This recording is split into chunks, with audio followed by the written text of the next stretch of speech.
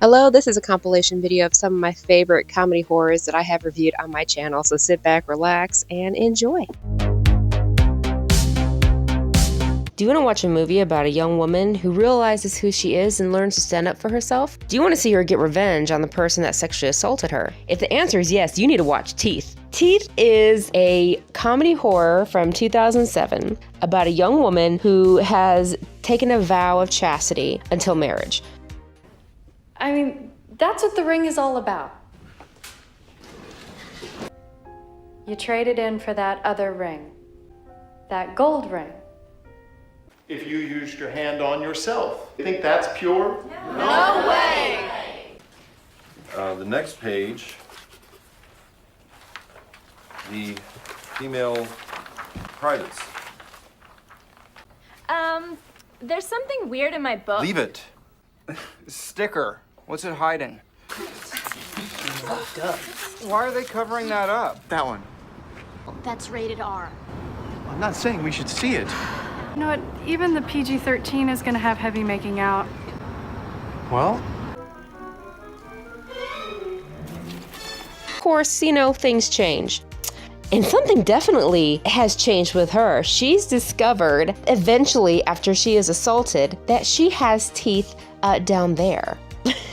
For me, the thought is just so hilarious, but every time I've mentioned or suggested teeth to a man, they're just like, no, I don't want to see that. So, I don't know, maybe it's because I'm a woman, I find the whole plot hilarious, like, that to me is funny. This film is mostly comedy with some horror aspects thrown in. There's a scene where her gynecologist is a pervert, basically, and he gets what's coming to him. It's humor to me, it's funny to me, and I guarantee you'll get two different reactions. Women will laugh, men will cringe. So it's not gonna win any Academy Awards. It's not the best comedy or horror I've ever seen, but you know what? If you have an hour and a half just to sit back, relax, and have fun watching a really strange movie, 100% I recommend Teeth. Pick up. Sarah! Duncan, what happened to you? Go down to the basement, right now. Oh my God, what is that? Do it now! Hurry!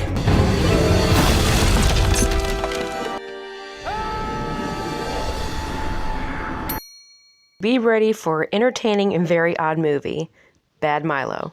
Directed by Jacob Vaughn, this horror comedy tells the story of a man plagued by a demon that lives inside his body. To be more specific, he lives... up his ass. Bear with me here, bear with me. It's crazy storyline, but it's actually pretty funny. So despite how horrific it sounds, this movie is hilarious and, believe it or not, actually has some heartwarming moments. So we're going to take a little bit of a closer look at Bad Milo and why you need to watch this movie. First of all, the acting is great. Ken Marino delivers a great performance as Duncan, a man whose stress level pretty much manifests itself into a literal monster. The supporting cast, which includes Gillian Jacobs and Patrick Warburton, The film's practical effects are wonderful. Me, I'm a practical effects person. I admire its purity. Duncan is a stressed man. He has a medical scare, he's moved from his office space to the bathroom with other cubicle mates, which is insane, and a guy named Alistair also works there and he just annoys the hell out of Duncan. Duncan and his wife are struggling to start a family, even though the thought of raising a child scares him. His mom is married to a much younger man, which makes Duncan very uncomfortable. Oh, Mom, don't. Mom. That is not the spiciest dish at the table. That must be our special guest. Dr. Lawrence Tipp, and he runs the Tipp Center for Fertility. Are you two planning on having a baby? Not the way we do it. If your little guys are slow swimmers. A lot of men have it. Not me, of course. I'm a very virile man. Me neither. I don't know you well enough for this to feel comfortable with me. And his wife, Sarah, Gillian Jacobs, encourages him to go see a therapist, so he does. And that's when he officially meets Milo. But we'll start off here. Is this gonna be more of a 5-minute deal or a half-hour deal? I have to go back to the office anyway. Don't wait up for me. Okay, be safe in there. Don't rip anything. One night, after Duncan's cube-mate calls and asks a bunch of questions and annoys him because he accidentally deleted Duncan's presentation, he therefore gets more upset and his stomach hurts, causing him more problems, but he told Alistair that he will be at the office that night to fix whatever is going on there. So Sarah goes to bed, but Duncan doesn't make it to his workplace that night. He literally falls down and passes out from the pain. Milo emerges. We have the POV of little Milo running through the town to the office and attacks and kills Alistair. The news reports the grisly death later that morning as a possible rabid raccoon attack. Because that's where my mind goes, rabid raccoons. So when Duncan decides to go to the therapy session, he goes for hypnosis treatment because he didn't believe in it at first, but after all the weird dreams and things that are going on with him, he thought, I'm going to do this and we'll see what happens. So during this hypnosis, Milo comes out, and Duncan and the therapist are finally introduced to Milo. Hey! Hold it right there. Stay right there. You hear me? Whoa! Lock them! 3, 2, 1!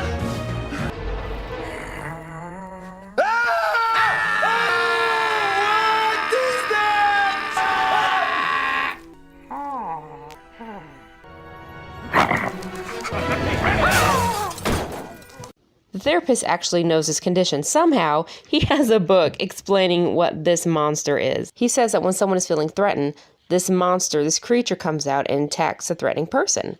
And Alistair was probably killed by the monster. The therapist says you can't kill the butt monster now. That would be like killing a part of yourself.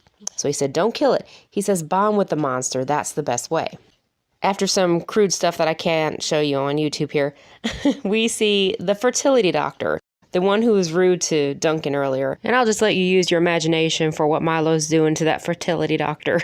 So Duncan and his therapist are waiting back at the office. Milo shows back up and the doctor encourages Duncan to approach Milo and bond with him. So all this time, vicious little Milo is cooing and sounds like a mogwai, and he's actually kind of cute. Hey. It's bleeding. Bond with it. Hey, Milo. Milo? Sarah likes that name. You know, he wants to come home. It's too fucking big. Please don't cuss. On home.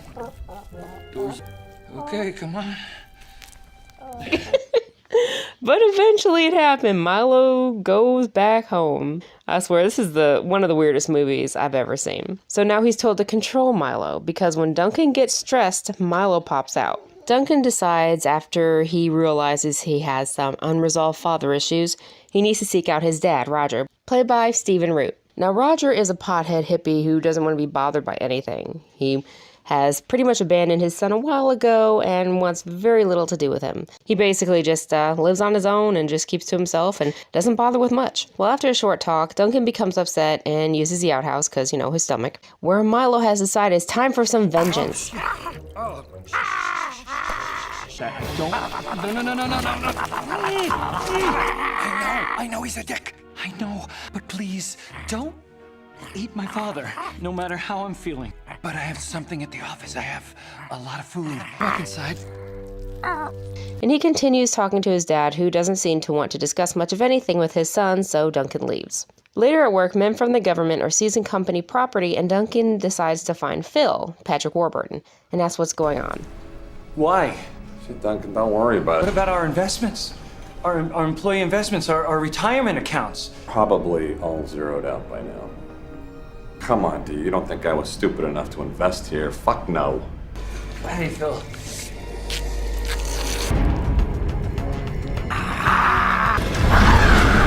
Duncan runs down to where the elevator landed, and Milo is chewing on Phil. Duncan calls 911 for another raccoon attack. Duncan gets home and explains to Sarah that Phil stole all the accounts, screwed over everyone, and the FBI took all the property. Duncan, I'm pregnant. An argument ensues, and it gets worse for Duncan's stomach pain when he sees the news is implying it's not a raccoon attack, wow, but could be the work of a serial killer. That's why all these people are dying.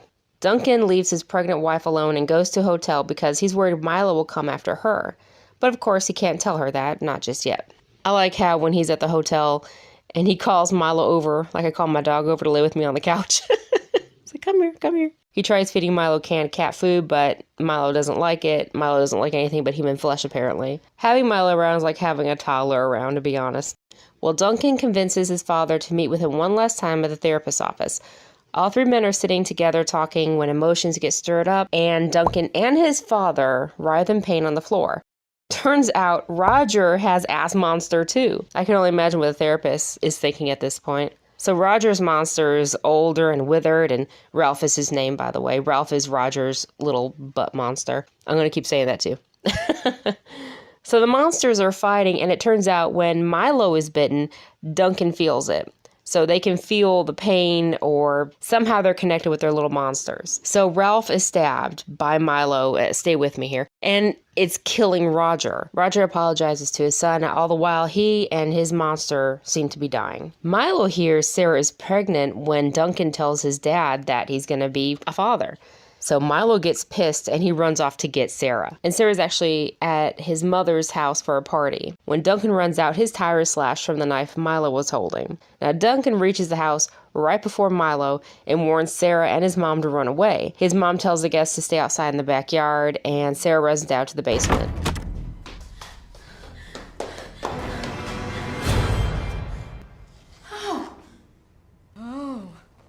Duncan tries to hold off Milo, but Milo apparently is a strong little sucker and bursts down that front door.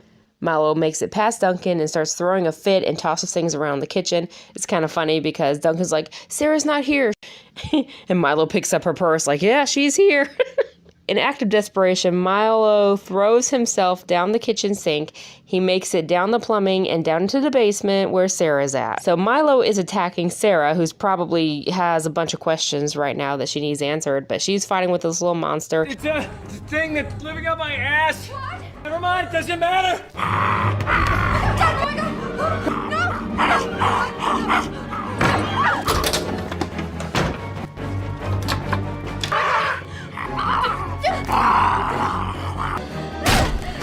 Coming, Sarah! And just as Milo is about ready to tear into Sarah, Duncan gets in and pulls him away.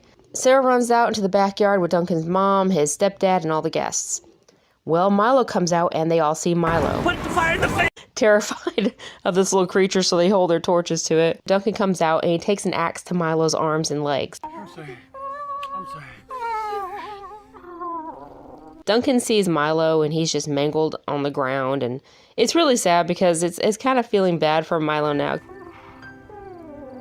Oh, wow. I fucked you up. I'm sorry. Wrap you up, okay? Is it better? What the heck? That's very touching and very weird at the same time. Duncan's mom comes up and admits she knew Roger had a butt monster too, but she didn't think it was hereditary. He's like, you didn't think of telling me this? So Duncan, Milo, and Sarah all go up alone in the bathroom, and, Milo goes back home. Up his ass. How is this gonna work? I mean, how's it gonna fit? It'll work, trust me. There you go.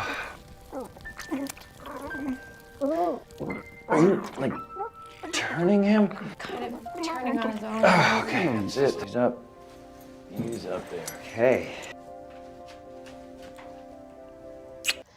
Months have passed, and Duncan has become a successful businessman, and he and Sarah are preparing for the baby that's arriving soon. They have a baby shower, and all is well. Oh, look, Roger's alive, somehow. He looks pretty out of it, though. But then he gets this really serious look on his face. We close in on a very pregnant Sarah, on her belly, and we zoom in, kind of go through a 3D ultrasound here, and we see eventually what appears to be the monster of the baby inside of her. That's the film. And this really could be about fatherhood in a way, because he was not ready to take care of either creature, his child or this butt monster. But he really had no choice, and he did the best he could to take care of him and others around him, to manage his stress level, to continue working at a job. And, it's kind of like dealing with everyday life, but also thrown in the fact that he's kind of a dad to this thing. Of course, there's probably a lot more to it that I'm missing, but that's what I basically get out of it, and to manage your stress levels. So if you've seen it, please leave your opinion in the comments. I would love to hear it. If you have not seen it, let me know if you are going to see it because of my review. What's that all about? I don't know. I think we should go check it out. My guess will be that they don't really want to see us right now. No, I kind of want to see them. What the hell are you doing? Damn it, Dave. What? I'm not gonna go around one more time with you on this. Look. Oh. Tucker!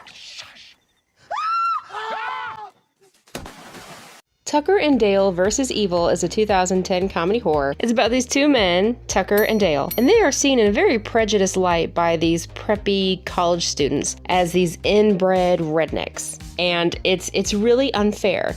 Because Dale and Tucker are just regular guys. Well, regular guys you would see growing up in the South. I mean, like, I grew up around these guys, so I'm not scared of them. But these preppy kids are. You have the typical group of cabin in the woods people. You have the preppy, the stoner, the slut, you know, basically. And the girl next door, and just about every other trope you could think of. There's some really hilarious scenes in here, and if you have seen the movie, all I have to say is wood chipper. It's one of the best kills in a non-horror movie that I've ever seen. Actually, one of the best kills in even a horror movie. Now, I admit, they don't come off in the best light in the beginning. There are many mistakes and many misreadings of certain situations. And honestly, it's kind of almost in the perspective of the bad guy, but of course, these guys aren't bad. But if we were to look at it as the perspective of a chainsaw-wielding maniac, you might see these kids the same way that you see them in this film. You know, kind of spoiled brats that you're really kind of waiting for them to get knocked off here. I mean, I'm sorry, but it's true. That's how I saw it anyway. When I first watched this movie, I wasn't really sure what I was getting myself into. It was probably recommended on Netflix back in the day when they did, you know, DVDs. And so I'm like, okay, I'll take a shot. Let's see what it's like. And it's actually really hilarious. It's a type of humor that's along the lines of Zombieland or Shaun of the Dead or Cabin in the Woods, that type of comedy horror. While we're usually on the side of these kids that end up in this cabin in the woods, I can't really get on their side, so you're ready for them to go. And they're really biased and prejudiced in a way because they think that just because these guys look different, they're inbred rednecks. We don't need to associate with them. They're crazy. No, that sounds way too personal. And poor Dale, he really tries. With Tucker's encouragement, he decides to go talk to one of the girls in the group, and he just comes off in a really bad light. I think anyone who loves horror movies will really appreciate this because it's the typical storyline, but with a twist. These two Southerners come out to be the good guys. There is an occurrence that makes these group of college students think that Dale and Tucker are serial killers, and they've just kidnapped one of their friends. So that's pretty much all the information I'll give you. But if you just want to laugh at a really goofy movie and enjoy all the typical horror movie scenarios, but with a twist, 100% I recommend Tucker and Dale vs. Evil. I think it'll work if you don't even care about horrors, because this is really more of a comedy than a horror. But you know, I'm going to say something. It's nice seeing the Southern guys win for a change. Because usually in all these horror movies, especially when they're in the woods, it's the inbred rednecks. They're the serial killer. These guys are good guys. They're just, you know, laid back country boys. There's a lot of great scenes. I'll include some scenes the best I can. Of course, you don't have to edit for copyright, so bear with me. But I'll do the best I can because I believe in showing and not telling, and you can make up your own mind. But please check out this movie. Here are some clips. Yeah, man, speed up. Yeah, guys, this is my dad's car. Oh, shit! Jesus, that was close. We are in hillbilly country now, boys. Hey, Chuck, speed up, man. They're gonna pass us. Whoa, Jesus.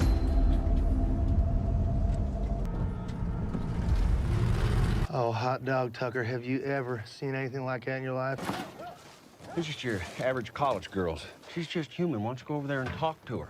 You are a good-looking man, more or less. What's the worst that could happen? I'm gonna do it right now. All right, hold up. Just smile and laugh. That shows confidence. Okay.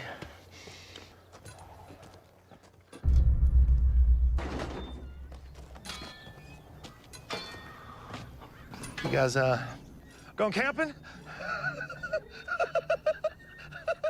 Now look, we don't want any trouble, all right? So just... Oh, okay.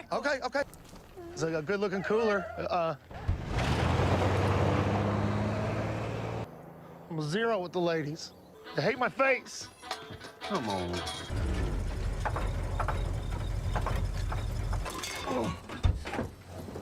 Oh, my God. It's perfect. And what'd they call this, a fixer-upper? Yeah. All right, let's go check it out inside. I can't believe this is ours. Oh, my God. What's that all about? Oh. Tucker! Shush.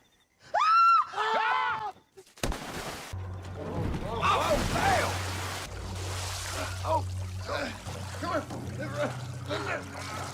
We got your friend. They got Allison. Hey! Doesn't matter, Tucker. We gotta get him back to the cabin. Come on. Let's roll. So as you can see from the clips, there is a bit of a misunderstanding where Tucker and Dale save the girl out of the water, although they are kind of the reason she fell. But anyway, that's besides the point. So the group of teenagers or the group of college students figure, okay, well, we gotta go save our friend, and that's where all the shenanigans happen. And I think it's really funny, without giving anything away, people do die. Their characters do get written off in certain ways that are very stereotypical of slasher films and horror movies, but it's all pretty much by accident. So it is at heart a comedy, although there is a lot of horror in Tucker and Dale versus Evil. And as I said, it's nice having the southern characters not be insane. I don't know, I guess maybe it's just endearing to me. These two guys, they are not high class, I guess you would say. They're just regular guys. And it's really funny, especially if you've seen a lot of horror movies, you can kind of see the resemblance of where they're going here. Tucker and Dale versus Evil is a great comedy horror, and I do hope that you check it out. And if you have seen it, let me know in the comments what you thought of it. If you have not seen it, I want you to watch it and come back and tell me what you thought of it. Like I said, I think it's a really cute movie with a lot of gore and a lot of typical horror movie stuff, and it's just done in a very comedic way. The actors are really good. I think whether or not you live in the South, you can always find someone that's like Dale, the bearded guy. If you're just looking for a fun movie to sit back, relax, and watch and laugh, 100%, I recommend you watch Tucker and Dale versus Evil. Really fun movie. And I do want to say thank you so much for taking the time out of your day to watch one of my videos. My videos is greatly appreciated. Why do I say it like that? I've had to edit myself several times because I go videos. Thank you very much. I don't know what I'm doing. I'm tired. But thank you so much. I really do appreciate you watching. It means a lot to me. My channel has grown to almost 40,000 subscribers, which is unbelievable to me.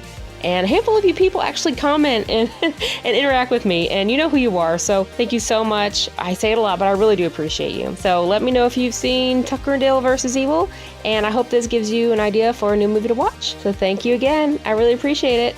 Have a good day. Bye. Christmas carolers. Boys Little Blue Snippers. Warned you, Brad!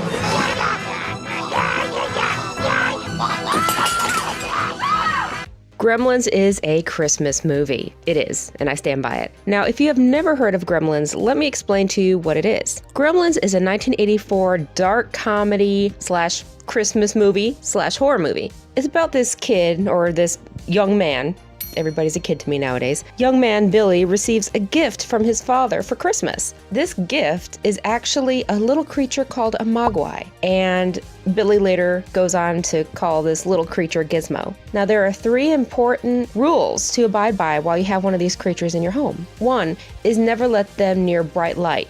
Bright light can harm them or kill them. 2, keep them away from water. Stupid water. I hate you. And 3, never, under any circumstances, feed them after midnight. Well, of course, all 3 of these things happen eventually, but the worst part is the water and the food. Yes, the bright lights can kill them. The water makes them multiply. Little balls pop off their fuzzy little backs, and they turn into more mogwai. Now, Gizmo's an easygoing guy. He's a cute little creature. He doesn't want to cause any harm. Oh, by the way, he's also voiced by Howie Mandel.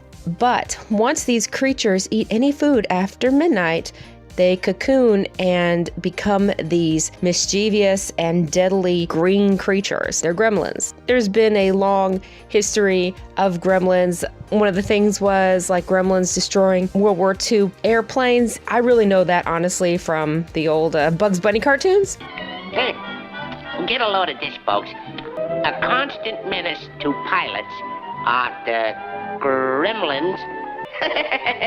Oh, murder.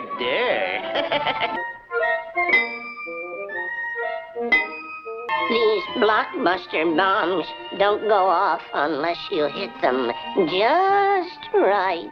And some really terrible things happen. Yes, they're mischievous, but they're also deadly. And there are some freaky scenes in the movie which like scarred me as a kid, but I still love the film and I still love it nowadays. So if for some reason you've never seen Gremlins, definitely watch it. It is centered around Christmas, so that is why it's a Christmas movie, and it's definitely one that I always try to watch. And there's a well-known, infamous or notorious or hilarious scene, however you want to see it. A sad scene, maybe, where Billy's friend Kate, his love interest, actually, he likes her, played by Phoebe Cates. She recalls a story of when she was a child and why she really doesn't care for Christmas, because her father was supposed to come home and he did not. It was just her and her mother. They called the cops. They did an investigation. They were searching for him. Several days later, young Kate was trying to light the fire in the fireplace because the house was cold and she smelled something terrible. It's not funny. Don't laugh. It's just such an odd story. And I think since everybody kind of talked about that scene, they kind of mocked it, had fun with it,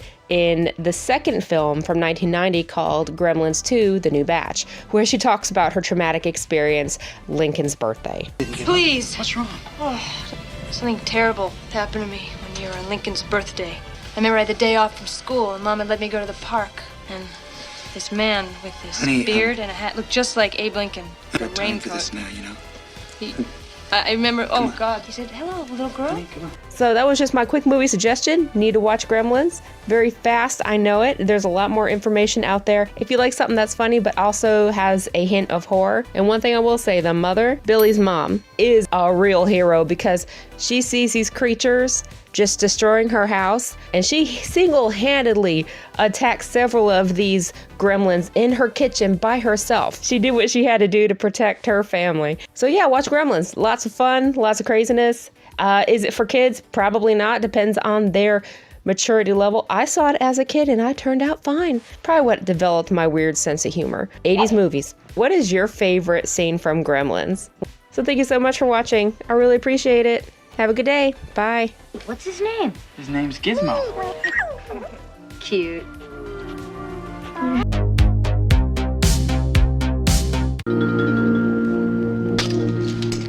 What's in the basket? What's in the basket? Basket Case is a 1982 American horror film. A man who carries around his deformed conjoined twin who was detached from him. And he is set on vengeance against the man who gave him the unwanted surgery that separated the twins. It is a very weird movie, and I went into it thinking it was going to be really terrible. I mean, I did. I thought this just does not look like anything I would be interested in. It's actually pretty good, and it's pretty funny. Intentionally or not, I think it would do really well nowadays.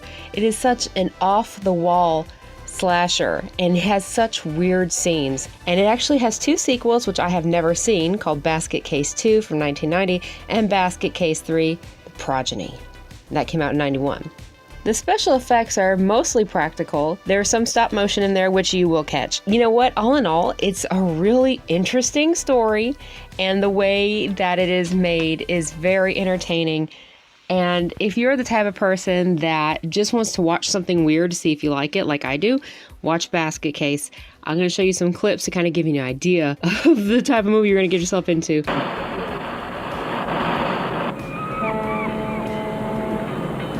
That seemed unnecessary.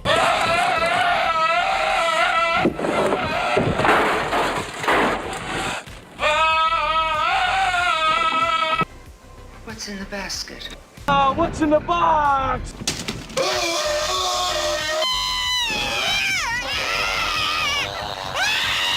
So thank you so much for watching. I really appreciate it. Have a good day. Bye.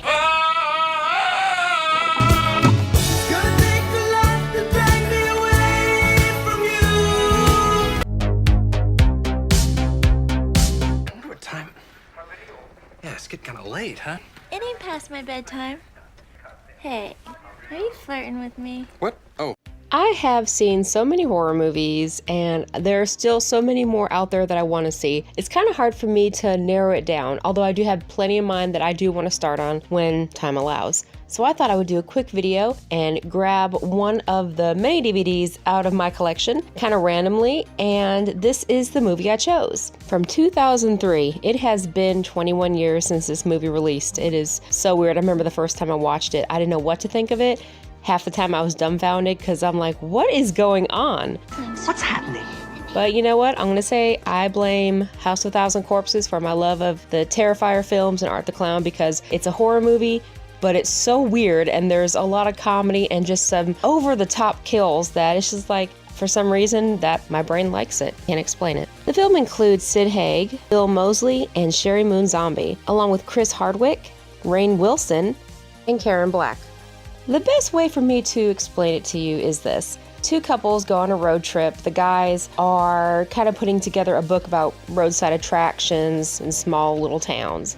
Then they run into Captain Spaulding's Museum of Monsters and Madmen. It's basically a little ride that people can sit back and relax and hear stories about serial killers. Now, one of our most famous crazies, the Ed Gein. Captain Spaulding, which is the name of the clown played by Sid Haig, has a daughter named Baby, and she has a brother named Otis. There's actually a sequel to House of a Thousand Corpses called The Devil's Rejects, which is probably my favorite out of the two. Yes, there is a third one. I'm not going to talk about it. But Devil's Rejects is one of my favorite movies of all time, and it has a different feel to it. House of a Thousand Corpses is more, I guess whimsical is not the word, because it's pretty dark. Devil's Rejects is a little more realistic. To me, it's more like the 1970s Manson family. What's actually kind of funny is Otis's character went from this weird guy who could probably be a cult leader to Charles Manson. Basically, he turned into Charles Manson. But I do love Devil's Rejects. However, House of a Thousand Corpses has a different feel to it, and if you're wanting something that's a little more fun and I guess lighthearted is not the word again. I'm choosing weird words here. Oh, my brain, my poor diseased brain. So I did mention Rainn Wilson, and you might know him best as Dwight from the TV show The Office. The American version aired in 2005, so when House of a Thousand Corpses came out, he wasn't really well known. But to me, he will forever be Dwight and Fishboy. And that's not a bad legacy if you ask me. House of a Thousand Corpses is not for everyone, just as Rob Zombie's music is not for everyone. Check it out and tell me what you think. If you have ever seen House of a Thousand Corpses or any one of Rob Zombie's other films, let me know in the comments what you thought. His movies are hit and miss to me, while I love most of his music. But to each their own. I'm not going to judge you, so just be nice in the comments to me. I have weird tastes, I acknowledge it, and I accept it, and that's okay. Hey, Poopy Pants, what's new? And if you have not seen House of a Thousand Corpses, please watch it and get back to me and tell me what you thought of it. And if you have any other suggestions that are just kind of weird horror movies or weird movies in general, let me know what movie we need to watch. So thank you so much for watching. I really appreciate it. Have a good day. Bye. That was so badass.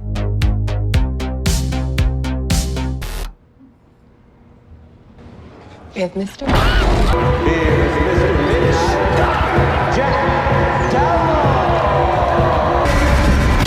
Late Night with the Devil. Late Night with the Devil is a 2024 horror film, and it's based on this late night talk show host named Jack Delroy. He has his own show called Night Owls. Ratings have plummeted right after the death of his wife. So in order to get the show revamped, he's decided to do a Halloween special. October 31st, 1977. What you see on the ads, commercials, whatever, trailers, it's pretty much the whole film. One guy, one of his guests says that he can communicate with the dead. Well, eventually something actually happens and the guy is really speaking to someone who has passed. Something very intense here. Are we getting another message from Edmund? No, this is... An unmarried man with a wedding ring. The spirit needs to talk to you. Who are you? Now, this movie was a fun movie. Do I think it changed my life? No. Would I recommend people watch it? Yes. I like the old callbacks to the 1970s talk shows. It is pretty funny. And this guy really fits the part, too. He really looks like somebody from the 70s that'd be hosting a talk show. They eventually get this little girl on who is the typical possessed little girl. And when she becomes possessed, she has all these, cuts on her face. Now, if the entity is present tonight, it may manifest itself in any number of ways.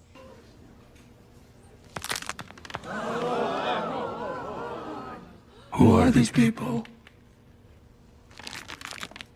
What is this? There's some other things that kind of pop up, secret satanic cults. His sidekick on the show who kind of just, I feel bad for him, like he really got abused. It pretty much runs the whole way through. When they take a commercial break, it'll go to kind of black and white, and we will see them talking behind the scenes. He's talking to his producer, the whole process, like if you were actually watching this whole thing take place in real time. I came into this actually not knowing too much about it. I heard it's really good. People loved it. Some people were like, it didn't impress me. You know, it is what it is, and it was entertaining. It was fun. I had a good time. I think if you go into it knowing it's going to be kind of at least to me, it was a comedy horror. It wasn't all scary. In fact, I don't think it was really scary at all. I just thought it was a lot of fun. I'll probably watch it again one day. So I don't know if that will tell you much of anything, because there are some movies that I watch, which I know aren't Oscar worthy, but I still love them, and they're some of my favorite comfort movies.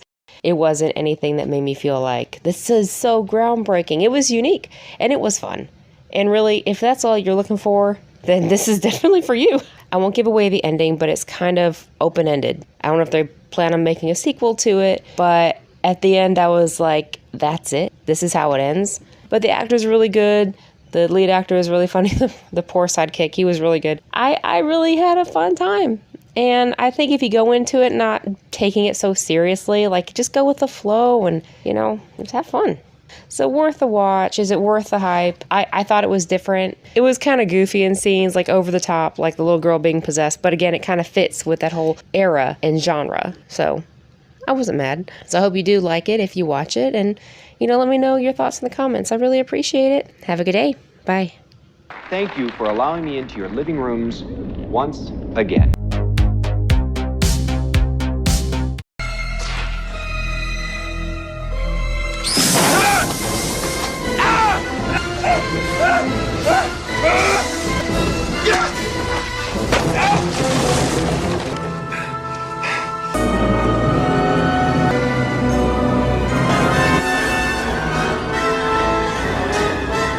Arachnophobia is a 1990 comedy horror starring Jeff Daniels, Julian Sands, and John Goodman. It's more along the goofy side, but as a child growing up, it freaked me out a little bit. Nowadays, I'm not really scared of spiders. I think a lot of them are really cute, but I just rewatched Arachnophobia the other night, and it renewed my love for the film. A new species of very deadly spider is found in South America. Entomologists and explorers go deep into the jungle, and this is where I start rooting for the spider because they gas whatever is in the trees above, and all these insects and butterflies and bats start falling. And so I'm like, okay, I hope the spider wins at this point. And what I will say is that I love how all this seems so intentional. Like this spider is planning every step she takes. She gets down, she bites a man, and he dies within seconds.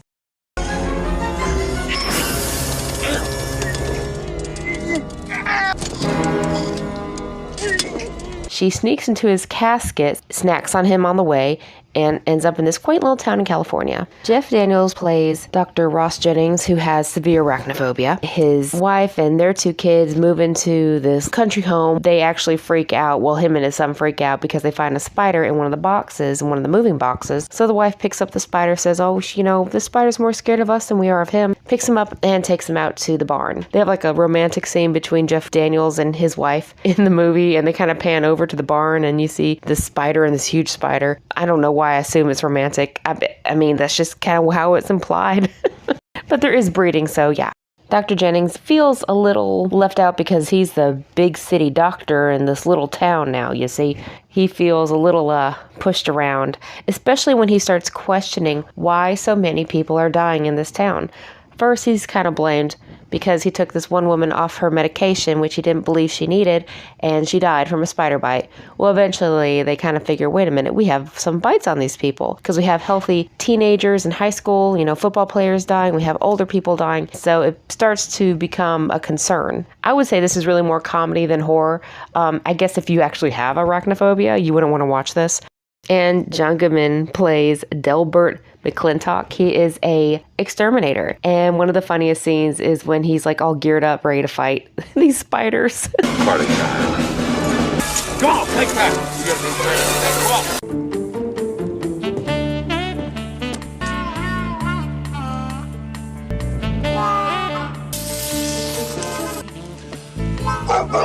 Yeah, that's right. I'm bad. And at the end, it is so funny because it's a spider. Yes, it's a deadly spider. It's about the size of a tarantula. But the way they depict these spiders is just so funny because, like, it's a spider. Or even if it's a house, full of spiders, they're just spiders. But it's so funny. It's one of the movies that I always suggest for people to watch. It'll work if you like horror, if you like comedy, if you like both. This will be great for you. So check out the 1990 film Arachnophobia. Do you like spiders like I do? Do you think they're cute? Because I think they're cute. But anyway, have you seen Arachnophobia? And what did you think about it? If you haven't seen it, bear with me. It is crazy, but it's fun. So thank you so much for watching. I really appreciate it. Have a good day. Bye. Bunny Beechwood says that everybody's calling you Dr. Death. And they say you want to cut people up into little pieces. Tom, look, it's called an autopsy. Now's my chance. Ghosts aren't real. Only gullible people believe that kind of crap. Beetlejuice Beetlejuice is a 2024 fantasy comedy horror directed by Tim Burton. Of course, this is the sequel to Beetlejuice from 1988. For a film that first came out nearly 40 dang years ago, I believe this sequel does it justice. Is it perfect? Well, was the first Beetlejuice perfect? Of course it was. I know I'm biased here. I absolutely love Beetlejuice. I'm in love with Beetlejuice and I just absolutely adore that film. I'm going to make this as spoiler-free as much as possible, so I'm just going to give you the gist of it. I will say that I'm happy that most of the cast reprised their roles, and I'll explain why a few actors probably did not return. Now, if you have no idea what Beetlejuice is about, for the love of God, go watch it and come right back here. Now, in the 80s film, Beetlejuice starred Michael Keaton, Alec Baldwin, Gina Davis, Catherine O'Hara, Jeffrey Jones, and Winona Ryder. Adam and Barbara died in a freak accident, and they're pretty much trapped in purgatory in their home. They are basically ghosts now, and this family moves in. So, Adam and Barbara asked for the help of Beetlejuice. Now, Beetlejuice is not really this good of a guy. As a matter of fact, as Lydia describes him in Beetlejuice Beetlejuice, he is a trickster demon. So yeah, he had a few things up his sleeve.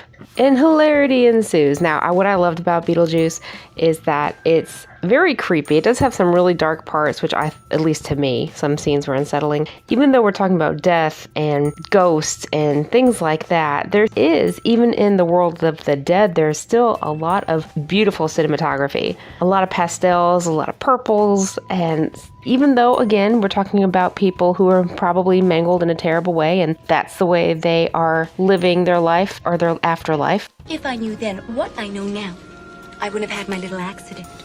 It's still really whimsical in a way, and it's still a lot of fun. With great music, great dance scenes. It is somewhat of a musical, I guess you could say, but I'm not going to say that. But there are some scenes, some iconic scenes in Beetlejuice. Alright, so let's talk about Beetlejuice Beetlejuice. I finally saw it at the theater last weekend, and I had a great time. Now, not every actor is reprising their role, but I'll give a reason as to why. But most of the cast does come back. Michael Keaton as Beetlejuice, Winona Ryder as Lydia Dietz, Catherine O'Hara as Delia Dietz, Lydia's stepmom, and some newbies as well. We got Danny DeVito making a little bit of a cameo as a janitor. Monica Bellucci, I believe I'm pronouncing her name right. This is Dolores. Now this is Beetlejuice's ex-wife. Willem Dafoe as Wolf Jackson, and Jenna Ortega as Astrid Dietz, Lydia's daughter. So the reason that Alec Baldwin and Gina Davis most likely did not come back as Adam and Barbara is because, well, they're ghosts. And after 4 decades almost, people tend to age, even actors. Alec Baldwin's legal stuff, so maybe it was easier to say, let's just say they kind of just crossed over. Now, there's another character that did come back, but not the actor. Let me explain. Jeffrey Jones played Charles Dietz, Lydia's father, in Beetlejuice. The character himself was a good guy. He just wanted to sit back, relax, and watch birds. He was a simple man. However, the actor, Jeffrey Jones, he liked little boys, so that's all I'm going to say about that. So I understand why they did not bring back this actor. Charles, again, a good character, a good guy character. He was in a plane crash. He was eaten by a shark. So in this film, we do get a claymation version of Charles, and then we get the live action version. You see a decapitated man, basically with a large chunk taken out of his torso. No head, nothing like that. So they still had a way to keep this character without having to bring back the actual actor. We see Lydia Dietz. She is all grown up now. And I thought, oh Lord, is she going to be a podcaster or something like that?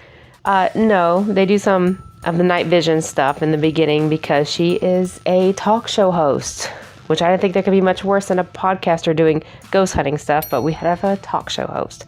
The fact that Lydia became that type of person makes me feel like, would she have though? Would Lydia have done that from Beetlejuice? But she can still see ghosts, so she's a woman on the edge right now because can you imagine? That would be pretty terrible. And her boyfriend is kind of using her ghost visions to use her so he can make his own TV show, make money. Now, Lydia's daughter, Astrid, of course her name is Astrid. So this is Astrid.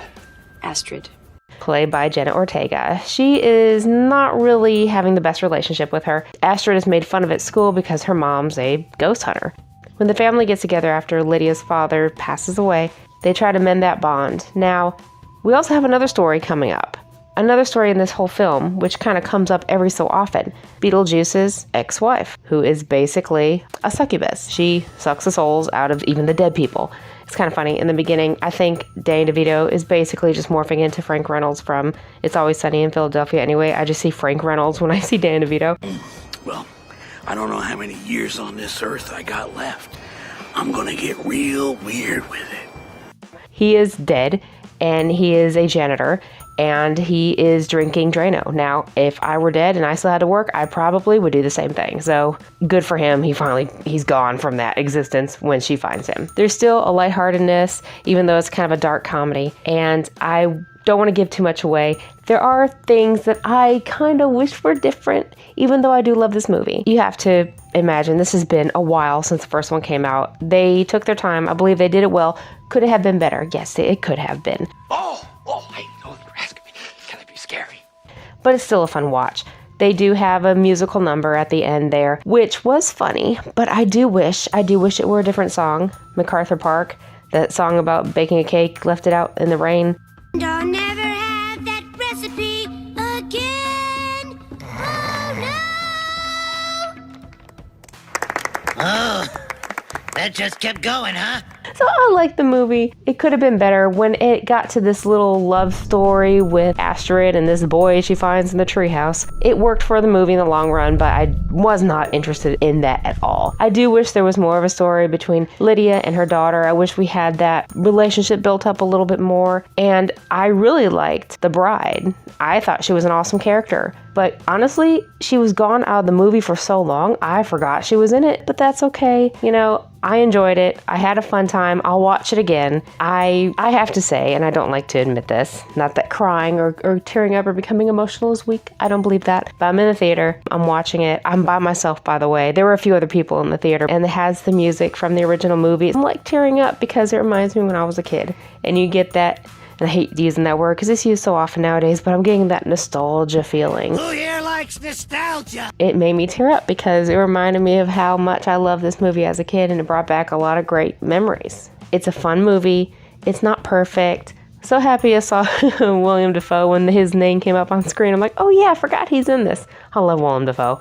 I loved him. I thought he was great. I do kind of wish some things were different, but you know what? It's a sequel to Beetlejuice, a movie that came out in 1988. I'm going to be happy that it exists. I had fun. I'm glad I saw it.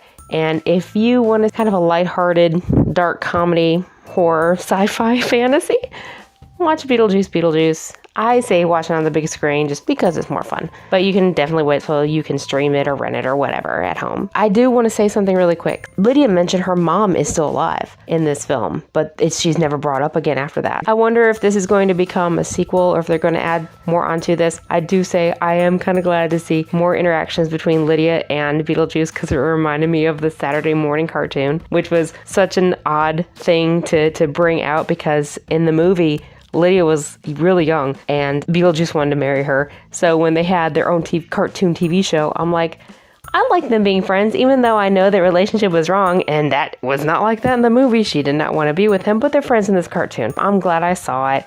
It's not perfect, but it is still pretty good. Yeah. I love Beetlejuice, so I'm just happy. Are you going to watch Beetlejuice yourself? What did you think of it if you did see it? And, just let me know your thoughts in the comments. Again, fun movie. So thank you so much for watching. I really appreciate it. Have a good day. Bye. Let's go, honey. Bob, hold down the fort.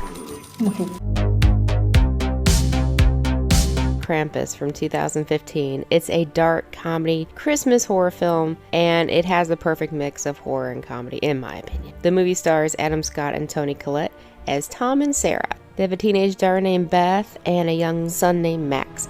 Max is still very much in the Christmas spirit. Poor Max, he's also picked on because he believes in Santa. The other kids are mean. Kids can be so cruel. We can? Thanks, Mom!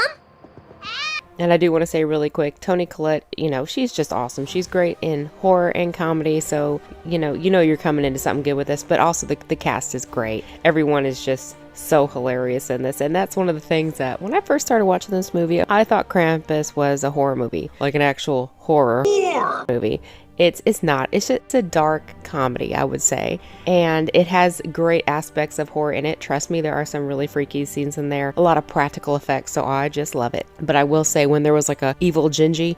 The Muffin Man? The Muffin Man! The Muffin Man? The Muffin Man! A little gingerbread man. I'm like, what am I watching? This is more of a comedy than I anticipated. I ended up loving it, so that's why I'm suggesting this to you right now, of course. Sarah's sister, Linda, is visiting with her husband and her kids and their little puppy, Rosie. Poor dog. I always feel so bad for bulldogs. Look at the poor baby. She can barely breathe. She has a couple little brats, well, a few little brats, but these two girls of hers, they really pick on Max. They end up reading a letter to Santa that he wrote in front of everyone, and he's just humiliated. And so he runs up to his room and he tears up his note. That is when a huge snowstorm comes in and barricades the family in their home, and their power goes out. So this is just a lovely situation. It seems like everyone else in their little neighborhood has left. Something has happened because they're like, well, there's really no activity around. And the daughter has a boyfriend, a few streets or a few houses down. So she's like, can I just go walk to him since we can't drive out into the street? Can I just walk to his house? And they're like, yeah, you can go, just be safe. No, my answer would be no. No. We will walk with you, because even if you trust her, it doesn't matter what she does. Other people are crazy. You gotta keep an eye out. But also the fact it's a freaking snowstorm out there.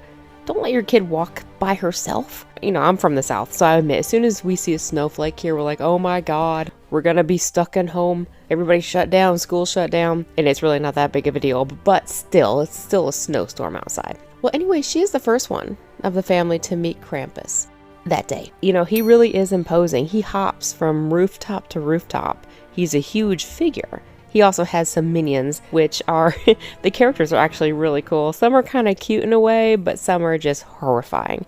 Now, if you're the type of person that don't know Krampus, let me teach you about him. Krampus, according to an old folk tale, is basically Santa's counterpart. Santa, he rewards the good kids, leaves them treats and candies. He's awesome to them. But what about the bad kids? You might think, well, he leaves them coal. Sure, but you know what? You know what, though? Krampus takes care of the bad kids. I love it. He'll whip them and put them in a basket on his back and carry them down into the underworld. Gotta love Germans, man.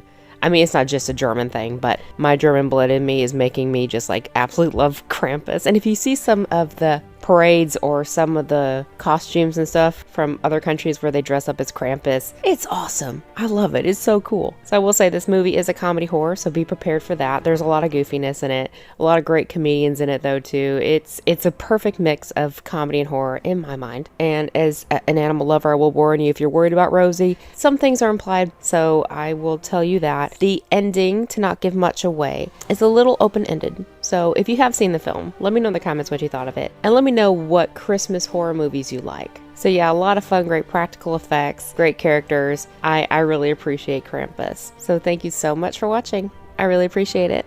Have a good day. Bye.